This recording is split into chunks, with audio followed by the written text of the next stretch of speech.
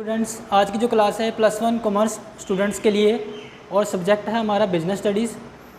So today I am going to teach you role of profit in business. अगर एक businessman business करता है तो उसके लिए प्रॉफिट क्यों ज़रूरी है बिजनेस में, आज हमने वो रीजंस करने हैं। तो फर्स्ट है सर्वाइवल। अगर एक बिज़नेस को लॉन्ग टाइम तक बिजनेस मार्केट में सस्टेन करना है, रहना है यानी कि, तो उसके सर्वाइवल के लिए प्रॉफिट अर्न करना बहुत ज़रूरी है। अगर उसको कॉन्टीन्यूसली लॉसेस सफ़र करने पड़े तो ऑब्वियस है कि वो जो बिज़नेस यूनिट है वो जल्दी ही बंद हो जाएगी और वो अपना आगे काम कंटिन्यू नहीं कर पाएगा। तो इसलिए बिज़नेस में ज़रूरी है कि प्रॉफिट अर्न कर होगा, तभी बिज़नेस में आगे एक बिजनेसमैन सर्वाइव कर पाएगा, अदरवाइज़ जो बिज़नेस आपका शट डाउन हो जाएगा। उसके बाद सेकंड, एक्सपेंशन एंड ग्रोथ। अब बिज़नेस को आगे बढ़ाने के लिए ऑब्वियस है कि जब आप कोई बिज़नेस खोलते हो तो वो एक स्मॉल लेवल पे बिज़नेस आप करते हो, उसके बाद धीरे धीरे एक वो टाइम आता है जब आप अपने बिज़नेस को बढ़ाने की कोशिश करते हो। अब बिज़नेस कब बढ़ेगा? जब आपके पास प्रॉपर मनी होगी। अब मनी कहाँ से आपको आएगी? वही प्रॉफिट से। जब आप कॉन्टीन्यूसली प्रॉफिट अच्छे अर्न करोगे तभी आप अपने बिज़नेस को आगे एक्सपेंड कर सकते हो और बढ़ा सकते हो। उसके बाद है थर्ड, मेजर ऑफ एफिशिएंसी। अगर किसी भी बिजनेस की एफिशिएंसी को देखना है कि एक बिज़नेस की कैपेबिलिटी कितनी है, तो हम उसके प्रॉफिट से पता लगा सकते हैं कि अगर वो अच्छे प्रॉफिट्स अर्न कर रहा है तो इट मीन्स कि जो बिज़नेस है उसकी परफॉर्मेंस बहुत ज़्यादा अच्छी है, वो बहुत ही एफिशिएंट तरीके से अपने बिज़नेस में सारी चीज़ें परफॉर्म कर रहा है, तभी वो अच्छे प्रॉफिट अर्न कर रहा है। तो इसलिए अगर आपने कभी भी किसी की बिज़नेस की एफिशिएंसी लेवल को देखना है तो आप पिछले सालों में वो कितने प्रॉफिट अर्न कर रहा है या अर्न कर चुका है, तो उसको देखकर आप उनकी एफिशिएंसी लेवल को फाइंड आउट कर सकते हो और उसके अकॉर्डिंगली आप उस बिज़नेस में पैसे इन्वेस्ट कर सकते हो और उनसे डीलिंग कर सकते हो। आगे fourth, reward for bearing risk. अब देखो, बिजनेस जो है ये कोई business is not a everybody cup of T, कि हर कोई बिजनेस नहीं कर सकता। तो इसमें जो बिज़नेस करता है वहाँ पर एक एलिमेंट होता है रिस्क एलिमेंट, तो ये सबको बियर करना पड़ता है। तो अब जो बिजनेसमैन है जो अपना पैसा लगाता है उसको हमेशा ये डर रहता है कि जो मैंने पैसा लगाया, जो कैपिटल लगाई है, कहीं ये वेस्ट ना हो जाए। तो वहाँ पर एक रिस्क रहता है, रिस्क ऑफ लॉस रहता है, क्योंकि जो हमारा फ्यूचर है वो अनसर्टेन है, हमें पता नहीं है कि फ्यूचर में क्या होना क्या नहीं होना, तो इसलिए वहाँ पर एक रिस्क एलिमेंट रहता है। तो जो प्रॉफिट है उस रिस्क का रिवॉर्ड होता है, जो कि एक बिजनेसमैन को मिलना ज़रूरी है। अगर ये रिवॉर्ड मिलता रहेगा तो वो बिजनेस में जो बिजनेसमैन है वो ज़्यादा मोटिवेट होता रहेगा और कॉन्टीन्यूसली अपने बिजनेस में प्रोग्रेस करता रहेगा। हाँ जी, इसका फिफ्थ पॉइंट है दैट इज़ गेनिंग रेपुटेशन और गुडविल। अब देखो, एक बिजनेसमैन मार्केट में कब रेपुटेशन गेन करता है? जब ऑब्वियस है कि वो उसके जो प्रॉफिट हैं वो ज़्यादा हैं। तो अगर वो ज़्यादा प्रॉफिट अर्न कर रहा है तो उसकी मार्केट में जो गुडविल है वो अच्छी होगी, रेपुटेशन अच्छी होगी।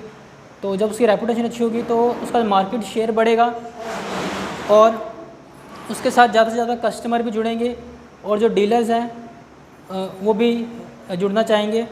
तो इसलिए जो प्रॉफिट है वो अपने आप में बहुत बड़ा रोल प्ले करता है एक बिज़नेस में। तो आपने जैसे देख ही लिया, हमने ये 5 पॉइंट्स करे हैं कि किन किन कारणों से जो बिज़नेस में प्रॉफिट ज़रूरी है। इसके बाद हम करेंगे बिज़नेस रिस्क। तो वीडियो का सेकंड पार्ट है, उसमें हमने करना है बिज़नेस रिस्क। अब बिज़नेस में देखो कई तरह के रिस्क होते हैं। तो रिस्क का मतलब वही कि कोई ना कोई ख़तरा होता है बिज़नेस में। वो कितने तरह के रिस्क होते हैं, हमने वो आज डिस्कस करने हैं। तो फर्स्ट जो है हमारा फिज़िकल कॉजेज़ कि रिस्क किन कारणों की वजह से आता है, हमने वो करने हैं। तो हमारे पास है पहले फिज़िकल कॉजेज़, सेकंड है नेचुरल कॉजेज़, ह्यूमन कॉजेज़ और इकोनॉमिक कॉजेज़। ठीक है, तो इन चारों कॉजेज़ की वजह से रिस्क जो है वो बिज़नेस में क्रिएट होता है। तो हमने वन बाय वन इनको डिस्कस करना है। तो फिज़िकल कॉजेज़ क्या है? फिज़िकल कॉजेज़ में पहला आता है वियर एंड टियर, मतलब कि टूट फूट बोलते हैं इसको हिंदी में। जैसे मान लो हमारी जो मशीनरी है, एक फैक्ट्री है, ठीक है, उसमें जो मशीनरी है, मशीनरी काम करते करते उसमें कई बारी टूट फूट हो जाती है, वेयर एंड टेयर हो जाता है। किसी भी वजह से कि एम्प्लॉयज़ की केयरलेसनेस की वजह से या एम्प्लॉयर उसको प्रॉपर रिपेयर एंड मेंटेनेंस नहीं कर रहा, उस वजह से उसमें वेयर एंड टेयर हो जाता है, तो वो भी हमारे लिए रिस्क है। रिस्क क्यों है? क्योंकि फिर उसके ऊपर हैवी अमाउंट हमें खर्च करनी पड़ती है उसको वेयर एंड टेयर को दोबारा से इम्प्रूव करने के लिए। तो उसके बाद नेग्लिजेंस का मीनिंग ये है कि लापरवाही, कि कहीं ना कहीं एम्प्लॉयर या एम्प्लॉई लापरवाही कर जाता है अपने प्रोडक्ट की क्वालिटी को लेकर, या अपना जो उसकी बिजनेस है, बिजनेस के डिसिप्लिन को लेकर, तो वो भी हमारे रिस्क का कहीं ना कहीं कारण बन जाता है। कहीं ना कहीं हमें उसका लॉस होता है, क्योंकि अगर बिजनेस में केयरलेसनेस दिखाएं, जैसे मान लो कि अगर प्रॉपर हम अपनी मशीनरी वगैरह की रिपेयर एंड मेंटेनेंस ना करें और हर एम्प्लॉयज़ के बारे में हम रिकॉर्ड ना रखें कि कौन सा एम्प्लॉयज़ क्या काम कर रहा है, कितना टाइम स्पेंड कर रहा है, किस तरह का वो प्रोडक्ट बना रहा है, किस तरह की क्वालिटी दे रहा है, अगर इन चीज़ों को हम नेगलेक्ट कर दें, मतलब कि लापरवाही बरतें, तो हमारा जो बिजनेस है वो दिन बर दिन रिस्क की तरफ जाता रहेगा।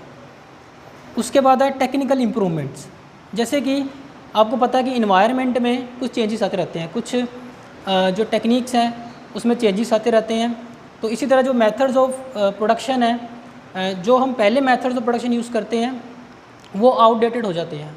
उनके आउटडेटेड होने की वजह से क्या होता है कि हमें न्यू मेथड्स ऑफ प्रोडक्शन को अडॉप्ट करना पड़ता है, जो हमारे लिए इतना आसान नहीं होता।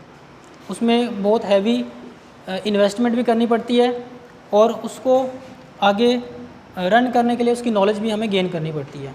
तो इससे भी हमारे को रिस्क रहता है टेक्नोलॉजिकल इम्प्रूवमेंट्स के कारण। हाँ जी, जो आगे फोर्थ हमारा जो फिज़िकल कोज है वो है मैकेनिकल फॉल्ट्स। तो बिजनेस में क्या होता है, कुछ कई तरह के मैकेनिकल फॉल्ट्स आ जाते हैं जिसके कारण हमें रिस्क का सामना करना पड़ता है। जिस तरह मान लो कि कोई मशीनरी है, ठीक है, उससे हम प्रोडक्शन करते हैं और उसमें कोई मैकेनिकल बैरियर आ गया, मतलब कोई रुकावट आ गई जिसकी वजह से वो काम नहीं कर रही, वो आउट ऑफ ऑर्डर हो गई है। तो जो हमने प्रोडक्शन करनी थी उस टाइम पर, तो हम प्रोडक्शन नहीं कर पाएंगे, ना ही अपने कस्टमर की डिमांड को पूरा कर पाएंगे। तो उससे क्या होगा कि हमारे जो प्रॉफिट है उसका लॉस होगा, हमारी जो सेल है वो भी डिक्रीज़ कर जाएगी। तो ये हमने फिज़िकल कॉजेज़ कर रहे हैं जिनकी वजह से रिस्क अराइज होता है। आगे हमने करना है नेचुरल कॉजेज़। देखो ये वो कॉजेज़ हैं जो आउट ऑफ कंट्रोल है, इनको हम कंट्रोल नहीं कर सकते, सिर्फ हम इनको कुछ हद तक रिड्यूस कर सकते हैं लेकिन पूरा इनको कंट्रोल नहीं कर सकते। तो इसमें सबसे पहले हैगा हमारे पास क्लाइमेट चेंज। देखो जिस तरह क्लाइमेट में चेंजेस आते हैं उसका बिजनेस के ऊपर इफ़ेक्ट ज़रूर पड़ता है। होता क्या है, जैसे कि मान लो कुछ ऐसे प्रोडक्ट होते हैं, जैसे मान लो क्रॉप्स हैं जो क्लाइमेट के ऊपर डिपेंड करते हैं, जैसे फ्रूट्स है या क्रॉप्स हैं। तो इसमें से हम किसी एक ही एग्जांपल ले लेते हैं, जैसे क्रॉप्स है। अगर क्रॉप्स हम लगाते हैं और उसमें एक्सेसिव रेनफॉल हो जाता है या फिर फ्लड आ जाता है, तो जो हमने क्रॉप्स पे जितनी मेहनत करी थी, जो हमारी फसलें हमने उगाई थी, वो सारी बर्बाद हो जाती हैं। जितना उसमें पैसा लगाया था सारा बर्बाद हो जाता है और कुछ हमें रिकवर नहीं होता। तो क्लाइमेट चेंज का भी से भी रिस्क क्रिएट होता है। उसके बाद सेकंड है अर्थक्वेक्स। अर्थक्वेक क्या होता है, इसको हिंदी में भूकंप बोलते हैं। तो कई बार क्या होता है कि अर्थक्वेक की वजह से हमारे बिजनेस की प्रॉपर्टी भी और जो पर्सनल प्रॉपर्टी है वो डैमेज हो जाती है। तो हमने जो अपने बिजनेस से एक्सपेक्टेशंस की होती हैं कि फ्यूचर में हम जो प्लानिंग की होती हैं वो सारी हमारी फेल हो जाती हैं। क्यों? ड्यू टू अर्थक्वेक्स, क्योंकि इससे हमारा सब कुछ डैमेज हो जाता है, हमारी प्रॉपर्टी भी और जितने हमने पैसे इन्वेस्ट किए वो सारा कुछ ख़राब हो जाता है। तो इससे भी बिजनेस में रिस्क रहता है, ये भी हमें हैवी लॉस का सामना करना पड़ता है अर्थक्वेक की वजह से। उसके बाद है फायर। अब फायर क्या है, एक तो ये भी एक रिस्क का कारण है। ये फायर कुछ तो मैन की वजह से भी हो सकती है कि मतलब जानबूझकर भी लगाई जा सकती है बिजनेस में। कुछ होता है कि कई इलेक्ट्रिसिटी के शॉर्ट सर्किट की वजह से भी फायर लग जाती है, और भी कई कारण होते हैं जिसमें बिजनेस में फायर वगैरह लग सकती है। तो उससे भी हमें जो रिस्क का सामना करना पड़ सकता है। उसके बाद है थर्ड जो कॉजेज़ है रिस्क का, बिजनेस रिस्क का, ह्यूमन कॉजेज़।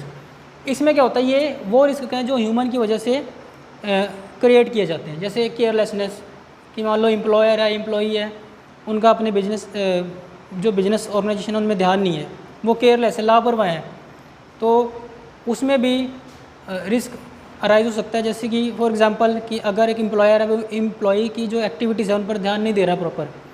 हो सकता है कि जो एम्प्लॉई है वो जो बिजनेस के एसेट्स हैं उनका मिस यूज़ कर रहा हो सकता है कैश वहाँ से कैश का मिस यूज़ कर रहा हो, या जो वहाँ स्टॉक पड़ा है उसका मिस यूज़ कर रहा हो। तो केयरलेसनेस की वजह से भी कई तरह के रिस्क का हमें सामना करना पड़ सकता है। उसके बाद रॉन्ग इंटेंशन, इसमें भी ये है कि रॉन्ग इंटेंशन का क्या मतलब है कि मान लो, फिर से हम वो एग्जांपल लेते हैं कि जो एम्प्लॉई है वो रॉन्ग इंटेंशन से काम कर रहा है, मतलब कि उसका मकसद ही सिर्फ बिजनेस को नुकसान पहुंचाना है। तो हमें हर जो एम्प्लॉयज़ है उनकी रॉन्ग इंटेंशंस का भी ध्यान रखना होता है कि ताकि हमारे बिजनेस में रिस्क ना हो, हैवी लॉसेस ना हो।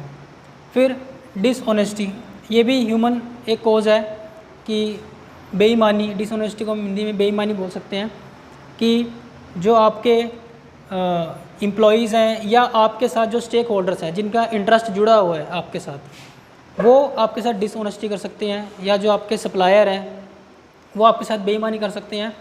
तो उनके कारण भी आपको हैवी रिस्क का सामना करना पड़ सकता है।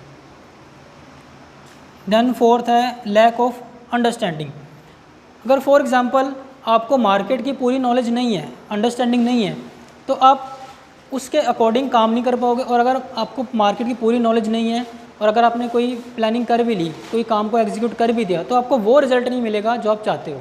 तो उसकी वजह से आपको कई तरह के रिस्क बियर करने पड़ सकते हैं।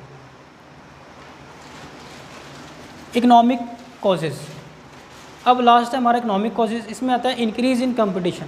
फॉर एग्जांपल अगर मार्केट में कंपटीशन बढ़ जाता है तो उसकी वजह से भी हमें कई तरह के रिस्क का सामना करना पड़ सकता है। क्योंकि अगर मान लो अगर आपका कंपटीटर आपसे ज़्यादा एफिशिएंट है, आपसे ज़्यादा फास्ट है, तो हो सकता है कि वो उसकी वजह से आपके खुद के प्रोडक्ट की डिमांड कम हो जाएगी और उसके प्रोडक्ट की डिमांड बढ़ जाएगी, जिसके कारण आपको हैवी लॉसेस का सामना करना पड़ सकता है।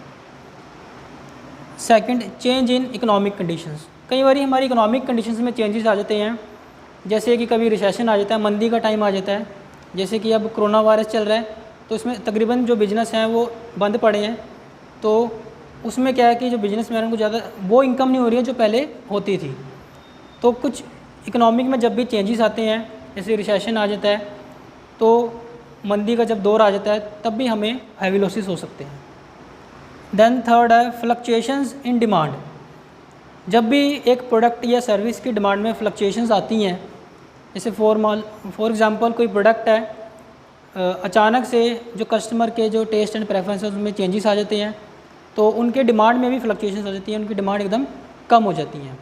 तो उसके कारण भी बिज़नेस को रिस्क बियर करना पड़ता है। फॉर एग्जांपल हम ये ले सकते हैं कि पहले जैसे कि मोबाइल फ़ोन चलते थे सिंपल, जिनमें जो स्मार्टफोन थे सिंपल फ़ोन होते थे, तो जब से स्मार्टफोन आए उनकी वैल्यू एकदम कम हो गई है, तो यानी कि उनकी डिमांड भी कम हो गई है। तो जितना हमने खर्चा उन सिंपल फ़ोन को प्रोडक्शन करने में किया होगा, वो सारा हमारा जो पैसा है वो सारा वेस्ट हो जाएगा। तो इसलिए जब जब मार्केट में डिमांड में फ्लक्चुएशन होती है, मतलब कि जब जब चेंजेस होते हैं, तो उसका जो लॉस है उसका सामना भी बिजनेस को करना पड़ता है। तो आई थिंक आपको अच्छे से बिजनेस रिस्क समझ में आ गया होगा। Thank you so much.